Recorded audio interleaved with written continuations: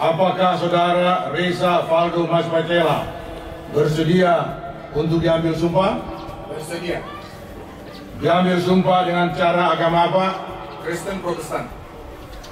Selanjutnya saya perlu memperingatkan bahwa sumpah yang akan saudara ucapkan ini adalah mengandung tanggung jawab terhadap bangsa dan negara kesatuan Republik Indonesia. Bahwa saya akan selalu taat dalam mengamalkan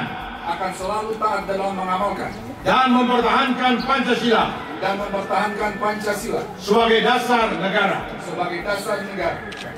Dengan resmi melantik saudara Reza Faldo Mas Pela BAMA sebagai Kepala Pemerintah Negeri Rutong, Kecamatan Timur Selatan, masa bakti 2020-2026 sesuai keputusan Wali Kota Ambon nomor 129 tahun 2020 tanggal 19 Februari tahun 2020.